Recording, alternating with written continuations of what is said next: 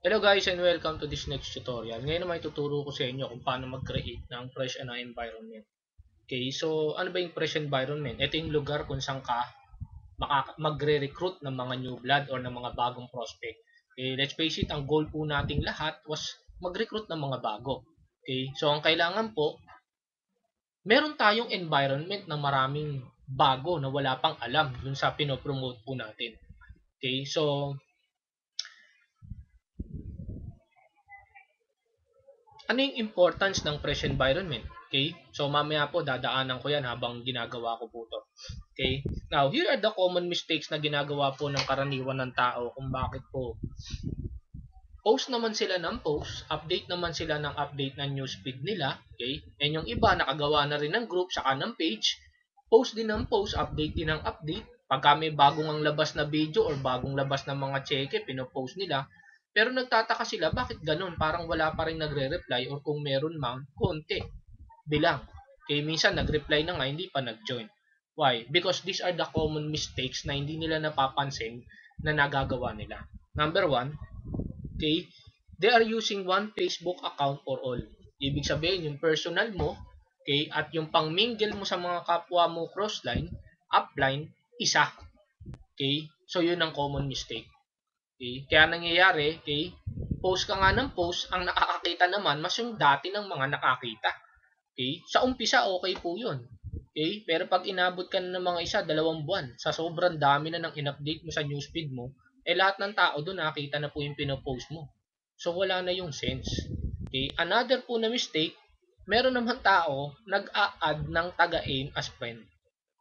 Okay? Again, dapat meron kang account na pang-recruit, okay? At meron kang account na pang-mingle. Okay? Siyempre, kailangan may account ka na may mga friends kang taga-in kasi makakakuha ka ng mga latest update, latest check, latest videos. Okay? So, wag yan ang gamitin mo sa pag-recruit mo. Gumawa ka ng another account at yun ang gamitin mo na pang-recruit mo. Okay? Why? Kasi tignan nyo po, meron akong nakikita na iba na ang friends po nila sa account nila 1,500. Yun nga lang, pag chinek mo po yung mga friends nila, most of these people, member na ng AIM. Baka 500 dyan, member ng AIM. Imagine po, pag nag-post po ako dyan ng bagong cheque or ng bagong video, alam nga namang ma-recruit ko pa po yun, mga taga-AIM na yun. So kung makikita nyo po, yung nakakakita po ng ads nyo, wala nang sense sa kanila. Why? Kasi member na rin sila Unless nare-recruitin nyo po yung member, which is hindi naman po yun ang goal natin. Again, our goal was to recruit new blood. Okay? Next po, natatawa ko, merong ibang tao nagpapalike sa akin ng page. Okay? Ito po isang maling-maling ginagawa din ng ibang gumagawa ng page. Guys, bakit ka magpapalike ng page sa isang taga-aim? Pag nilike ko yung page mo, taga-aim ako, hindi mo naman ako marirecruit kahit mag-post ka ng update dyan. So, walang sense sa akin yun. And wala ding sense para sa'yo na i-like ko yun. Okay? Dapat ipalike mo yan dun sa mga tao na hindi pa member ng AIM. Okay? Di ba natatandaan nyo po, meron tayong tinatawag na third party approach. Paano yun? Okay, pag nag-i-invite tayo ng tao, imbes tanungin natin na gusto mo ba ng extra income, ang ginagawa po natin, pare baka may kakilala kang gusto ng extra income. Tama? Yung po yung third party approach Siya yung gusto nating alukin, pero impact, tinerd party natin. Kunyari, kakilala niya naghahanap ng extra income. Guys, mas maganda po na magpa-like ka dun sa mga tao na hindi pa member ng AIM. Why? Because you are using the third party approach. For example, meron akong friend hindi pa member ng AIM or nag-add ako ng mga friends na hindi pa member ng AIM. Pag pinalike ko sa kanya yung page, sis, palike naman, sir, palike naman. Okay? Pagkakita niya, kinilik niya yung link na binigay mo at makikita niya mga check-check, video, saka siya ngayon magtatanong. Siya yung mismong aalokin mo, pero third party approach mo. Sabihin niya, guys, ay sir, ano ba tong mga pinopost dito ng mga cheque? Pwede ba ako dyan? Paano ba kumita niyan? So kung titignan nyo po, nakagawa kayo ng third party approach, naka-invite ka, na pinalike mo sa hindi taga-aim. Kayo man po, simple logic. No? Kayo po ang mag-isip. Hindi nyo po kailangan maging matalino. Para saan po na ipalike ko siya sa member ng AIM? Walang sense. Mag-post man ako doon at mag-appear sa newsfeed ko kung ako po nag-live at member ako, wala pong sense. Why? Ang makakakita po yung mga ini-invite ko rin. Walang sense ay yun. So, mas maganda po na magpa-like ka dun sa mga tao na hindi pa member ng AIM. At least makikita nyo po, nakita mo yung page mo, ang like 1,000. Talagang 1,000 yun. Why? Karamihan po na nag-like dun, hindi member ng AIM. Ibig sabihin, pag nag-update ka ng page mo, ang lahat na ma-advertisean mo or mag-post sa newsfeed nila or makaka-receive ng notification, okay, was mga tao na hindi po alam ang AIM. Not unlike kung meron kang 1,900 doon, taga-AIM, walang sense. Lumalabas 100 lang nakakakita nung pinopost mo. So that's the reason, post ka ng post, pagod ka na, at lagi mo sinisisi na ang dami mo nang ginawa, pero parang walang sense, hindi nagmamaterialize. Baka hindi para sa akin ang AIM. No. Mali kasi yung system na ginagawa mo. Okay? Another po, meron pong iba nagbi-build ng group. Okay? Ang ginagawa naman po nila, nag-a-add po sila ng mga taga-AIM dun sa group na ginawa nila. Again, babalik po tayo dun sa page. Walang pinagkaiba. Okay? Kung meron kang group, okay, tapos ang friends, ang nandyan na group was 500 people and 400 dyan taga-AIM, wala pong sense kahit mag-post ka dyan.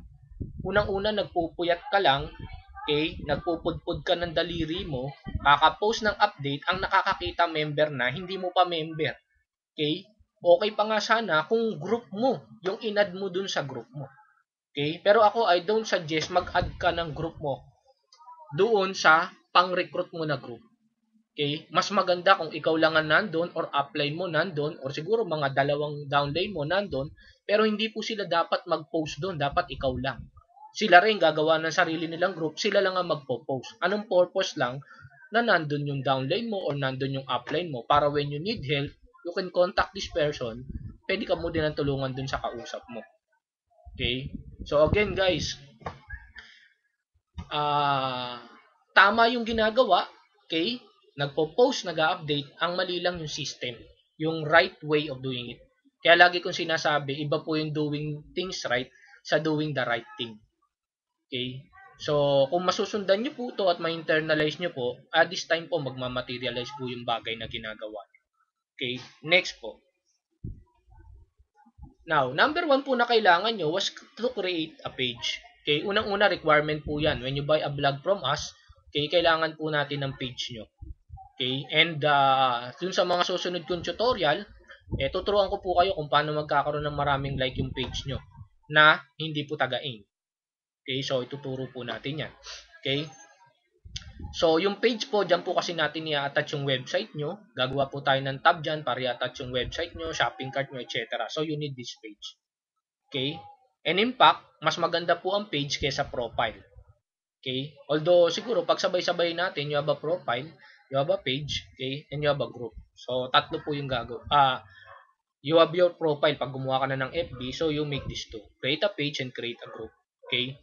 Number 3 po na gagawin natin, okay, was to create, by the way, when you create a group, the best po na gawin nyo po, nasa sa inyo po, no? Don't make it open. Okay? I suggest you make it either close or secret. Okay? Pag open po, kahit sino pwede mag-join. Okay? Pag close naman, okay, ikaw po, okay, ang magdi-decide kung pwede sila mag-join or hindi. Okay? So, meron naman po, secret. Ibig sabihin ng secret, hindi po siya masa-search. Ibig sabihin, kung sino lang po yung member na ang pwedeng makakita. Second, ikaw lang po pwede mag-add at sila lang din po pwede mag-add yung member na hindi po siya masa-search. Ako, mas gusto ko po yung hindi na sa-search. Okay? Why? Para po talagang environment siya, nasa group sa'yo lang. Okay? Unang-una, hindi na siya masa-search ng ibang taga-AIM. Okay? And again, doon sa mga taong hindi nakakaalam nitong bidyong dinidiscuss ko sa inyo, sila kasi ang gagawin nila, magjo-join din sila doon. Ayaw mo silang mag-join doon. Because nonsense pa po, kung siya magjo-join doon at magpo-post siya. Imagine niyo po yung press environment na ginawa nyo, nag-add kayo ng ibang taga-AIM para siya mag-recruit siya doon. Ikaw nagpakahirap na mag-ipon ng tao, pero iba nagre-recruit. Okay? So, nasa sa inyo po yan. Ako, I suggest, you make it secret or close. Okay? Wag na po kayong mag-add ng kahit sinong taga-AIM. Ang i-add mo lang, upline mo. Or, siguro 2 of your leaders na pwede mong i-add para makapag-practice na lang sila doon with your support. Okay? Number 3 po, you create 3 to 5 dummy Facebook account. Okay? Now, a lot of people, iba nagtatanong sa akin, sir, ba't kailangan ko pang gumawa ng tatlong dummy account pa or 5 dummy account. Ganito po yan, no? You don't need to create at once 5 agad or 3 agad. No, siguro gumawa ka ngayon, next week gawa ka uli, next week gawa ka uli, or mas maganda kung every 2 days, okay, mai-set up mo kaagad yung 3 to 5 dummy Facebook account mo. Okay? Why? Okay, ganito po. Okay? A lot of people po ang ginagawa nila, yung main account nila na pang-recruit nila, yan ang pinang-a-add nila ng pinang-a-add ng friend. So, in the long run, na-block ka. In the long run, na-block na totally yung Facebook mo. Okay? So, sa takot mo naman na hindi ka ma-block, hindi ka naman nag-a-add ng friends or limitado yung pag-add mo ng friends. Eh, ang tanong diyan, kailan ka pakikita kung konti ang prospect mo? So, the point is, that's the reason you have to create 3 to 5 dummy accounts. Why? Ito pong mga dummy account na to ang mag-a-add ng friends. What if ma-block yan? Okay lang, kasi ituturo ko po sa inyo yung workaround, okay? Kung paano po yan, isa hindi ma-block. Second, makip po natin yung mga tao na na-add po nun bago siya ma-block. Okay? Now, why create too many Facebook account? Okay? Number 1 po, because you need to engage with a lot of people. Okay? Imagine, dito po, sponsor like crazy. Tama? Yan ang usual na word sa network marketing. You sponsor like crazy. Okay? Yun nga lang, kung 10 tao everyday kausap mo, hindi ka makaka-recruit ng marami because it's always these 10 people. So, mas marami kang taong makausap everyday or mas maraming taong makakita ng mga pinopost mo na advertisement everyday, mas malaki yung potential makarecruit ka ng bago. Ganun kasimple. Okay? Network marketing is a numbers game. Tama po ba? Okay? So, mas maraming tao, mas malaki ang possibility na maka-invite ka ng tao. Okay? So, that's the reason you need to create more Facebook account. Okay? Lalo na po, usually, on the offline, not on the online, ang ginagawa po natin was, gilista natin lahat ng prospect list natin. What if naubos na? Then that's the time, nagpa-flyer tayo. Actually, it's the same sa online. Kung meron kang prospect list galing sa Facebook mo at naubos yan, okay, so what would you do? You would add friends. Ang magiging challenge mo lang, pag ginamit mo yung account mo, adding friends, okay, mabablock ka. Okay, so mas malaki po yung tendency mablock ka. So you use a dummy account. Ito ang mag-add ng friends. Okay? Now, again, our job is to market or to advertise. Okay? Kaya that's the reason kailangan natin ng maraming Facebook account para mas maraming makakita. Again, more viewers, more sign-ups. Tignan nyo po, bakit ang Channel 2 at Channel 7 nag-aaway sa rating?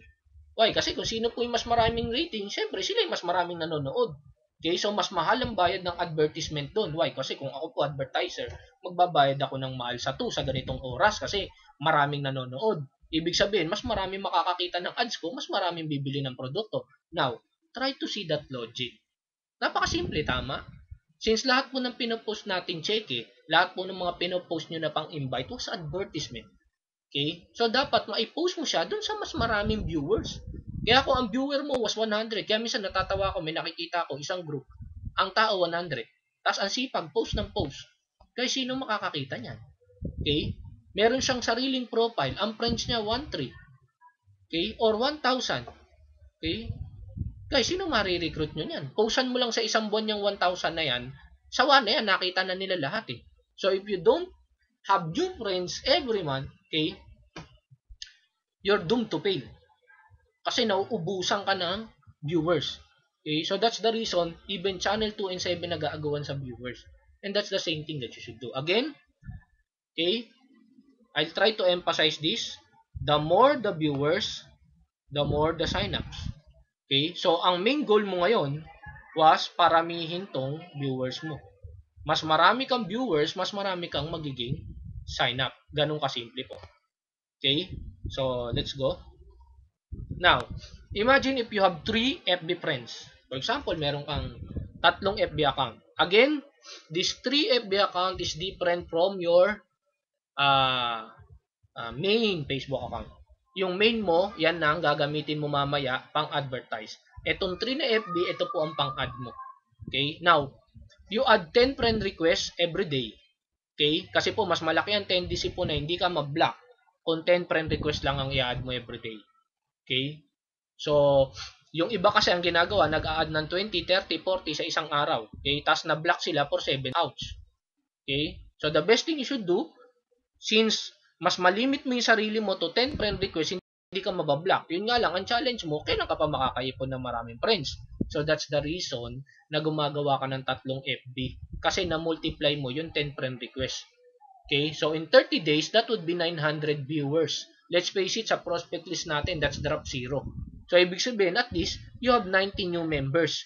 Okay, or sige, i-drop pa rin natin 0, at least you have 9 new members.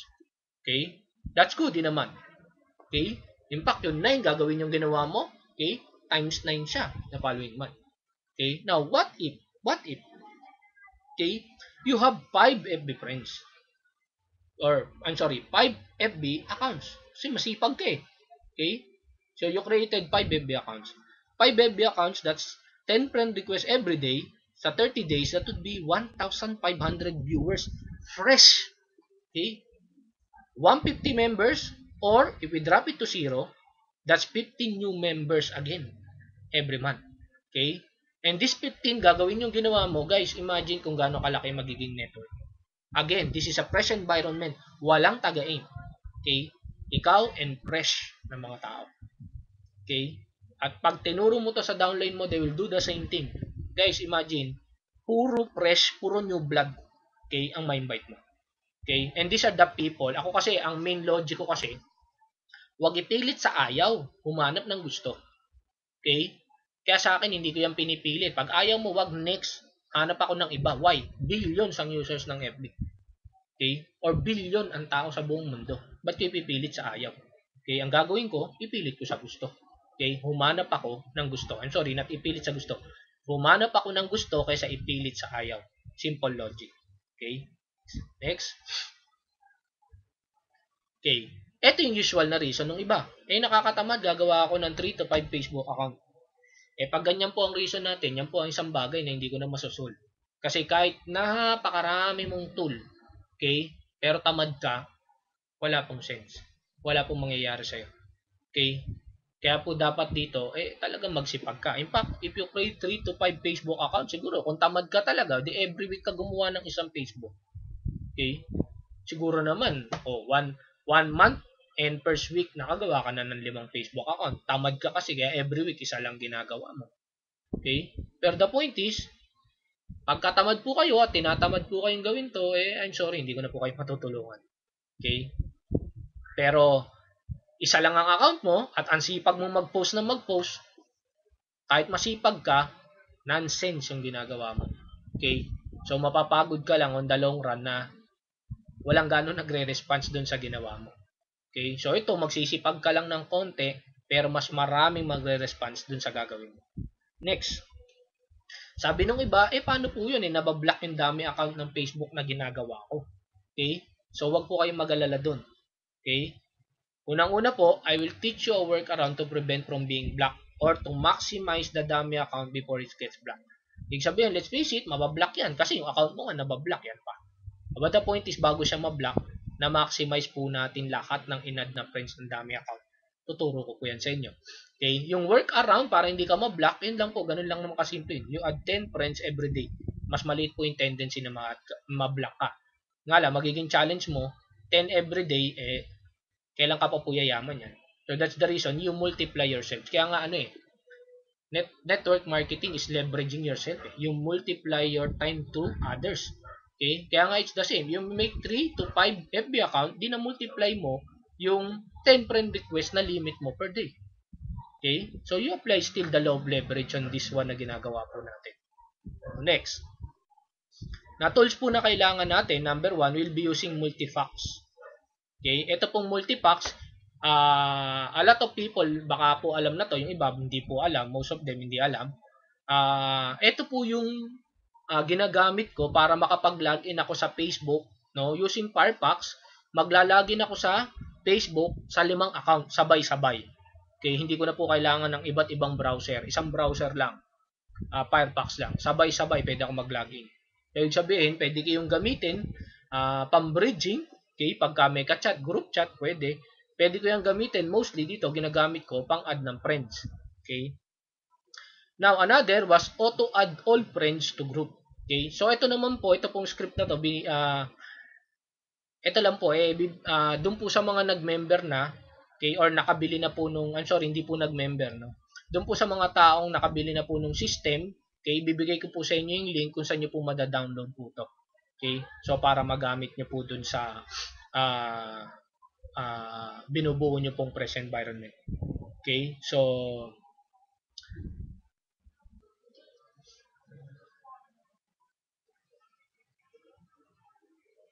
so again, we need multi-packs and auto add all friends to group. Okay, so skip muna natin to. Let's go to Firepacks. Okay, so kung makikita nyo po to, okay, ito po yung isang account ko, then I could log into my new account. Okay, the first thing that we need to do was to install multi-pack. So simple lang po yan. Okay, you just, kailangan po, naka-open po was Firepacks, just type multi-packs. Okay, or Firepacks. Type nyo lang po yan sa Google. Again, dapat po naka-open yung inyong Firepacks. Yan. So just click this one.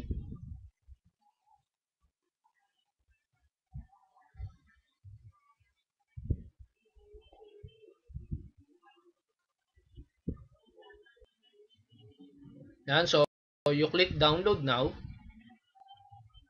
So magda-download po siya. Okay. So after po yan, tatanungin kayo if you want to install. So just click install.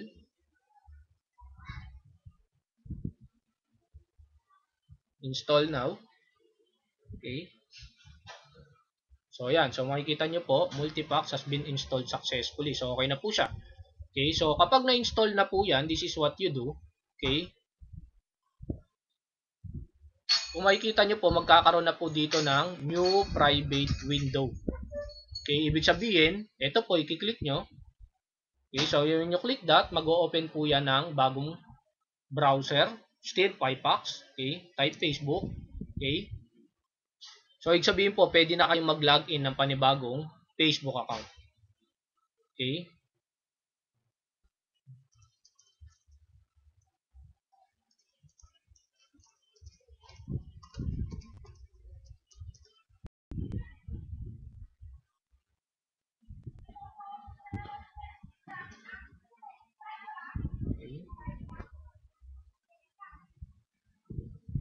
Okay, so another one, pwede pa uli ako ng isa pa. New private window. Okay. So, kung 5 po yung account nyo, pwede nyo pong i-open yan sabay-sabay. Okay, so pwede mong gamitin yan pang group chat para pagtulong-tulungan nyo yung isa taong kausap nyo. Okay, kasi sabay-sabay na silang open. Okay.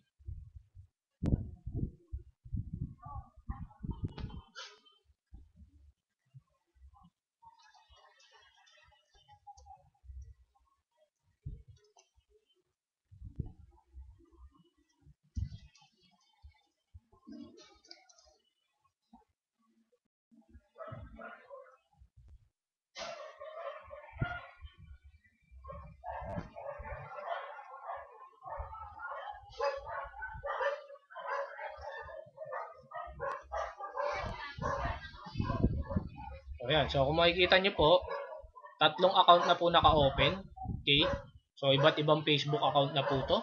Okay. Using Firepacks. Yung po ang purpose ng multi-packs. Now, like I said, gagawa po tayo ng group. Okay. So, yung ginawa po nating group, like ito. Okay. So, ang gagawin nyo lang po, i-add nyo po dito yung mga dummy account nyo. Okay, so i-add nyo po dito lahat ng dummy account nyo. Okay, sa group na to, i-member nyo sila.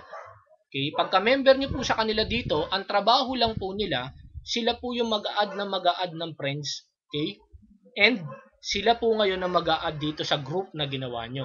Anong point? Ibig sabihin, bago po sila ma-block, lahat po ng naging friends nila na hindi mo friends, nandito na po sa isang group na to. Ang magiging trabaho po ng main account, siya po ang magpo-post ng update dito sa group na to. Lahat ng cheque, lahat po ng video na bago, na galing po sa vlog mo, yun ang gagamitin mo na pang post dito. Mamaya po ituturo ko. So, ang mangyayari, ibig sabihin, eto pong friends na to from 2 members, dadami to ng dadami kasi 5 or 3 yung Facebook account na dami mo na nag-a-add ng friends dito. Ibig sabihin, simple, meron kang 5 tao na nagdadala ng tao sa'yo. Okay? Which is, ikaw din yun. Okay? So, nangyayari sila, add ng friends, add dito ng friends. Ikaw naman, ang trabaho mo, ikaw lang po yung magpo-post dito. Galing sa vlog mo, ituturo ko po, bakit napakaganda nung meron kang vlog kasi it will make your life easier. Mamaya po ipapakita ko yun. Okay? So, dadami po yung friends nito or yung group member nitong group na to. Pero ang kagandahan nito, this time it's raw. Okay? Wala pong member ng taga-aim. So, wag ka na mag-add ng member ng taga-aim dyan. Okay? Now, what's my next tutorial? Because on the next tutorial, ituturo ko naman, okay, dito sa next tutorial, ituturo ko kung paano mamili ng friends, okay, paano mag-add ng friends ng tama, okay, paano mag-post easier using your blog. Okay, so what's my next tutorial? And sana po ito, internalize nyo po ito ng paulit-ulit, okay, para po ang mangyari po kasi once na internalize nyo na po, maging habit nyo na and pwede nyo rin ituro sa mga downline nyo. With this, I tell you, okay, mas marami po kayong makukuha na new blood. Okay? So, watch my next tutorial kung paano po gagawin the correct way again, okay, on doing some small things sa Facebook na hindi po natin nagagawa ng tama. Okay? With that, I end this tutorial. See you on the next tutorial.